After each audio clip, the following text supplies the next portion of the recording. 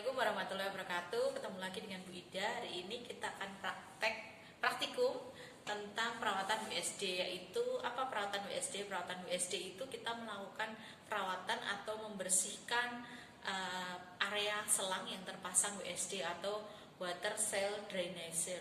Nah itu WSD itu terpasang pada pasien apa? Yang pertama itu efusi pleura, kemudian bisa pasien emfisema. Nah kemudian nanti pasien yang terpasang WSD itu kan ada selangnya di area rongga paru.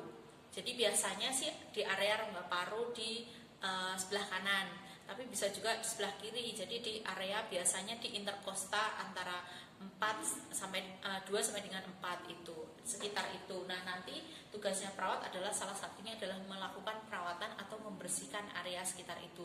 Tujuannya adalah untuk mencegah infeksi dan memberikan rasa nyaman pada pasien, karena di situ nanti akan keluar cairan dari rongga parunya dia, sehingga kita perlu mengganti ataupun membersihkan area situ. Oke, sebelum saya mulai kita perkenalan alat dulu. Oke, perkenalan alat dulu ya. Yang pertama alatnya adalah handscoon steril dan juga handscoon non steril, karena nanti untuk membuka balutannya kita prinsip kotor, kemudian ketika membersihkan kita prinsip steril. Kemudian ada bak instrumen yang isinya adalah DB set, yaitu ada klem, kemudian gunting steril, kemudian ada pinset, 2 pinset anatomis dan 1 pinset chirurgis.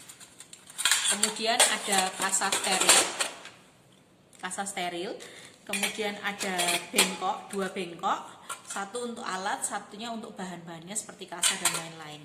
Kemudian ada pengalas, kemudian ada obat ataupun salep yang diresepkan oleh dokter, kemudian ada alkohol swab. Ini untuk membuka balutannya. Kalau nggak ada alkohol swab bisa pakai kapas alkohol biasa atau kasa yang diberi hand rub. Kemudian ada kom untuk NaCl, kemudian ada lisol untuk bengkok yang berisi alat, kemudian ada NaCl untuk membersihkan, kemudian ada pelabot infus bekas yang nanti kita untuk mengganti tabung WSD-nya, kemudian hand rub, kemudian plaster atau hipafik ataupun ultrafik tergantung mereknya apa untuk membalut atau fiksasi. Itu alat-alatnya, dan jangan lupa nanti cuci tangan. Oke, kita mulai untuk langkah prosedurnya mulai dari fase kerja. Oke, kita mulai dari fase orientasi. Perkenalkan dulu ya. Oke, assalamualaikum Bapak, selamat siang. Perkenalkan, nama saya perawat Ida, saya perawat yang berdinas pada siang hari ini. Boleh sebutkan nama dan juga usia Bapak, namanya? Pak Joko. Usia? 45 tahun. Oke, benar ya dengan Pak Joko. Berarti sesuai dengan janji saya tadi, kita akan melakukan perawatan WSD atau melakukan pembersihan di area selang WSD Bapak, karena saat ini Bapak sedang terpasang WSD. Nanti prosedurnya adalah ikuti langkah kerja dari saya, mulai dari membuka balutan, kemudian membersihkan dan juga menutup lagi. Nah, nanti tujuannya untuk apa Pak? Yang pertama untuk mencegah infeksi terutama area sekitar yang terpasang WSD, kemudian memberikan rasa nyaman pada Bapak. Itu tujuannya. Apakah ada yang ingin Bapak tanyakan? Tidak. Kalau tidak ada, saya izin untuk cuci tangan. 3. Oke, saya sudah cuci tangan. Kemudian jangan lupa untuk menutup sambiran atau menutup pintu ruangan pasien. Kemudian jangan lupa posisikan pasien setengah duduk atau semi volor, atau boleh juga terlentang, tergantung nyamannya pasien. Bapak posisinya sudah nyaman dengan setengah duduk? Apakah sesak? Tidak nggih? Oke, saya mulai nggih Pak. Buka selimutnya, kemudian buka area bajunya sampai terlihat selang WSD-nya. Oke, kemudian kita buka alat-alatnya.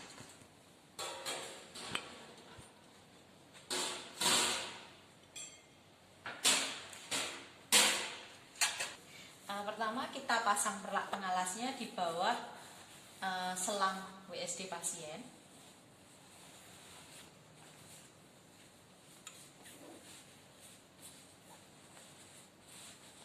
Seperti ini. Kemudian kita siapkan bengkoknya. Yang satu letakkan di troli, yang satu dekatkan dengan pasien. agak jauh kita beri lisol untuk alat-alatnya.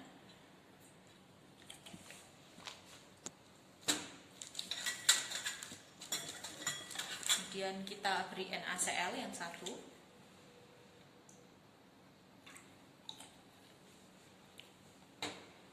Kemudian jangan lupa kita cek selangnya apakah masih berada di posisi semula atau sudah lepas. Kemudian apakah ada cairan yang merembes atau balutannya itu sekitar WSD-nya ini basah atau tidak. Berarti kalau basah kemungkinan ada rembesan. Kita harus laporkan ke dokter untuk apakah ada tindakan WSD ulang atau operasi ulang. Nah, kemudian ketika kita sudah cek rembesannya, kemudian cairan yang keluar warnanya apa, nah kita catat ataupun kita ingat nanti dicatat di RM pasien. Kemudian baru kita mulai buka balutannya. Sebelumnya kita pakai handscoon non steril. Saya nggak pakai korentang karena kalau di rumah sakit sudah jarang menggunakan korentang, sehingga pakai ganti handscoon ataupun menggunakan prinsip sterilitas ketika kita memakainya. Ambil satu handscoon, pakai handscoonnya seperti biasa, ini untuk non steril.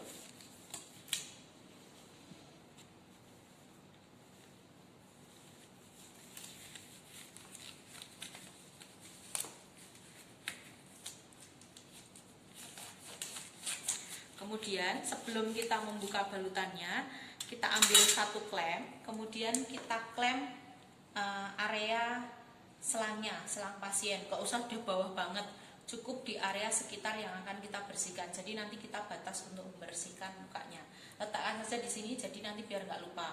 Kenapa harus kita klem? Karena nanti kita ada mengganti plakbot infus atau plakbot atau cairannya itu, sehingga kita perlu untuk menutup cairan biar nggak keluar dulu. Nanti takutnya adalah cairan keluar ketika kita mengganti plakbotnya atau mengganti botolnya WSD itu, sehingga nanti malah justru keluar kemana-mana karena itu cairan kan infeksius. Nah, kemudian baru kita bersihkannya pakai alkohol swab atau kapas alkohol ataupun kasa yang sudah kita beri hand rub.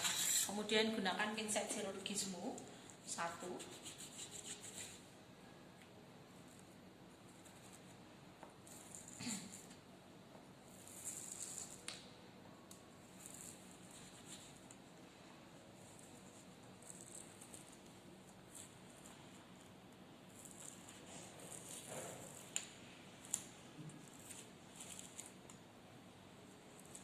Kesulitan seperti ini, boleh kita menggunakan gunting yang tadi ada di JB set. Kita letakkan itu pinsetnya, kemudian kita gunting. Hati-hati jangan sampai mengenai selangnya. Ketika kita melakukan pembersihan ataupun perawatan, ketika pasien merasakan sesak ataupun tidak nyaman, minta pasien untuk tarik nafas dalam. Kemudian ketika sudah terbuka seperti ini baru kita siap untuk membersihkan. Kita ganti selangnya dulu, handscoonnya dulu. Oke, kita sudah lepas handscoon non sterilnya. Kemudian sebelum kita pakai handscoon steril, kita cuci tangan menggunakan hand rub.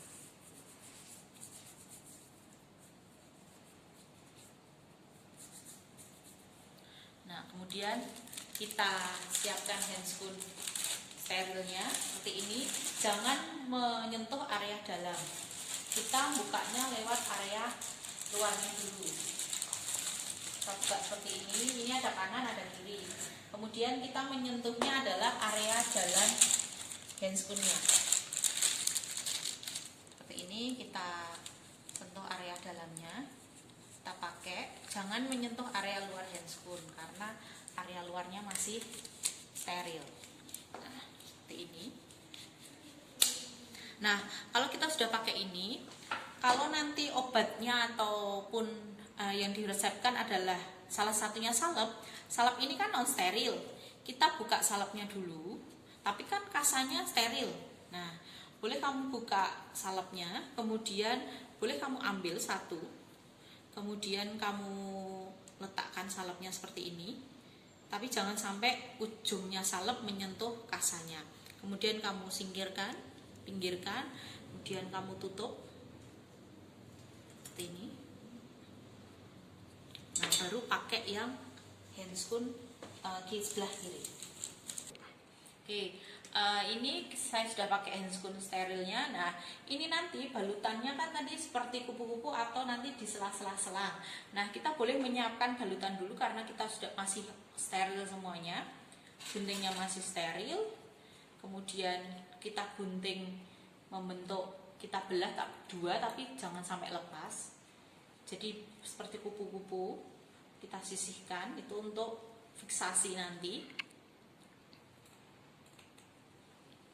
Oke, ini sudah, kemudian baru kita lakukan perawatan.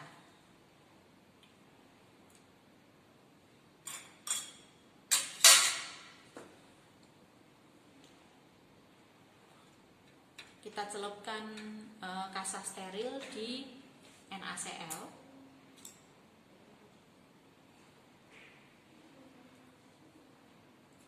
Ada beberapa rumah sakit yang menggunakan NaCl plus betadine atau betadine. Itu cuman sekarang betadine sudah sedikit jarang dipergunakan. Kemudian kita bersihkan area yang masih bekas-bekas plester, melingkar 1 kali. Kemudian boleh sisi sebelahnya atau sisi yang lain kita gunakan.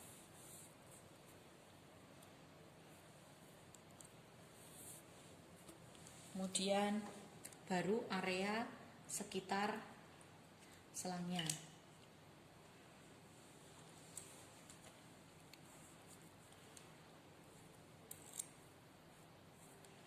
Kalau ada seperti benang atau bekas heading, jahitan, jangan ditarik ataupun dilepas ataupun simpulnya kita buka, karena itu adalah heading untuk WSD-nya.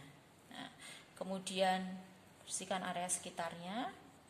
Kemudian kalau sudah, baru area atau sekitar ini selang WSD-nya.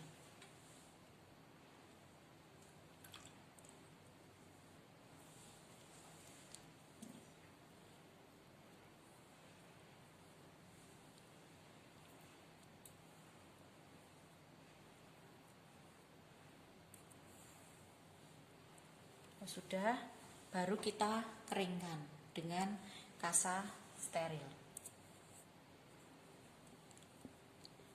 Nah, kalau sudah dikeringkan, baru kita beri salep. Salepnya bukan di selangnya ya, tapi di area kulitnya, karena salepnya biasanya untuk mengatasi iritasi atau kemerahan di sekitar kulit yang terpasang WSD.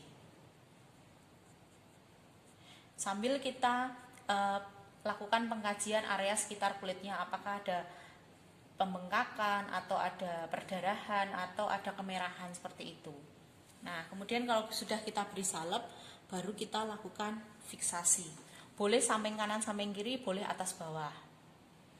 Itu seni fiksasinya ya. Seni guys, seni. Yang memudahkan kalian untuk melakukan fiksasi. Kalau sudah seperti ini, baru kita lakukan balutan dengan menggunakan Hipavik ataupun Ultravik. Nah, ini untuk fiksasinya. Kita letakkan. Fiksasinya adalah tertutup semua area yang sekitar selang WSD-nya atau yang terbalut kasa itu tadi. Kita buka. Memang ketika pakai handscoon resiko untuk nempel, cuman jangan dilepas dulu handscoonnya karena nanti kita ada membuka atau mengganti tabung WSD-nya, sehingga tetap harus pakai handscoon daripada 3 kali ganti handscoon. Nah, itu yang kita buka setengah-setengah dulu aja plesternya, jadi insya Allah aman guys.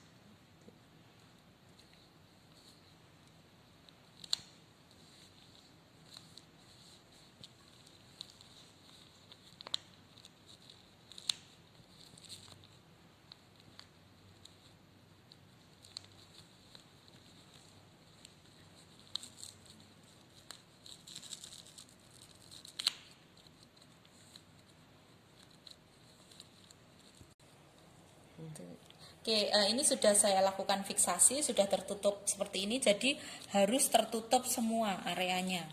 untuk menghindari adanya bakteri ataupun tempat masuknya bakteri. Jadi sehingga tertutup semuanya.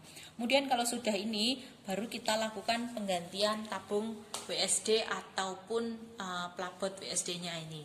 Kita menggunakan satu WSD ya, kan ada 2 tabung WSD, ini satu tabung WSD. Nah, ini WSD yang lama kita siapkan sampah infeksius, biasanya warnanya kuning, seperti ini kuning. Kemudian kita letakkan di bawahnya ini. Nah, seperti ini. Kemudian kita kita ini tabung atau pelabot yang baru kita lubangi sedikit. Kita kan sudah lakukan klem sehingga tidak akan mengalir cairan WSD-nya. Kita ganti seperti ini. Udah merah-merah ini. Udah on. Oke. Nah, ini sudah kita pasang juga. Kemudian tabungnya seperti ini. Kita buang, langsung tali kemudian buang ke sampah infeksius. Kalau ini sudah selesai, kita mulai rapikan alatnya. Kemudian jangan lupa klemnya kita lepas. Kita buang ke alat yang berisi tadi cairan pisol. Kemudian kita tutup. Kita buang handscool. Kita cuci tangan sebelum fase terminasi ke pasien. Oke. 3. Baik Bapak, tadi saya sudah melakukan pembersihan atau perawatan WSD yang terpasang pada rongga dada Bapak. Nanti 2 jam lagi saya akan ke sini untuk melakukan pemeriksaan paru. Nah, sebelum saya kembali ke ruangan, apakah Bapak ada yang ingin tanyakan? Tidak ada, nggih. Kalau tidak ada, saya izin kembali ke ruangan. Nanti kalau Bapak butuh apa-apa atau merasa sesak nafas ataupun dadanya merasa tidak nyaman, bisa panggil saya ke ruangan dengan cara pencet bel yang ada di sebelah kanan Bapak. Terima kasih Pak, semoga lekas sembuh. Assalamualaikum.